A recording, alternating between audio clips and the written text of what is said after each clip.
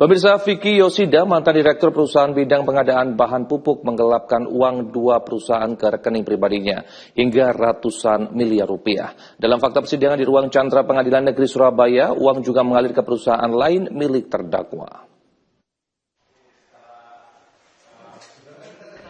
Vicky Yosida, mantan Direktur Perusahaan Bidang Pengadaan Bahan Pupuk, menggelapkan uang 2 perusahaan ke rekening pribadinya hingga ratusan miliar rupiah.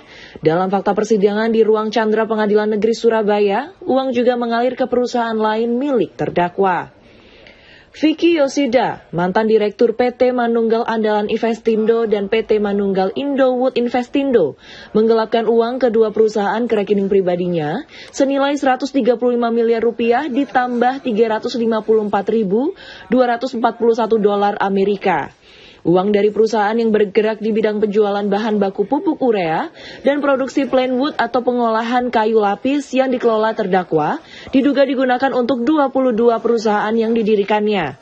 Dalam sidang keterangan saksi di ruang Chandra Pengadilan Negeri Surabaya, perusahaan yang menerima aliran dana diantaranya CV Berkah Trisula dan PT Trisula Indotrust yang didirikan terdakwa tanpa sepengetahuan Linda Anwar, komisaris kedua perusahaan.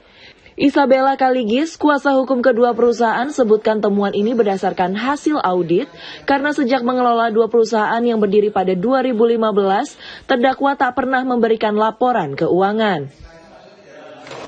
Komentar terkait dakwaan, kita belum bisa berkomentar ya terkait dakwaannya. Kalau saya lihat sih sudah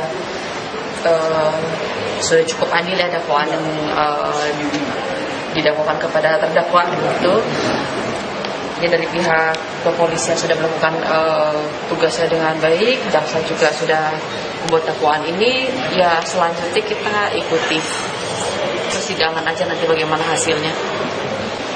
Kemudian tidak ada laporan kepada anaknya sendiri.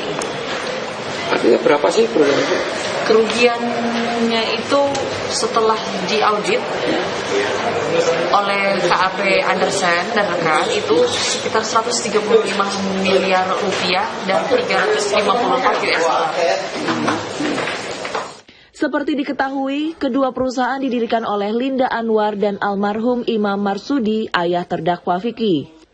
Tadinya, perusahaan dikelola Imam dan terdakwa, namun sejak didirikan dan memiliki pabrik di Probolinggo, terdakwa tak memberikan laporan secara transparan hingga dilaporkan ke Mabes Polri dan kasusnya berlanjut ke ranah persidangan.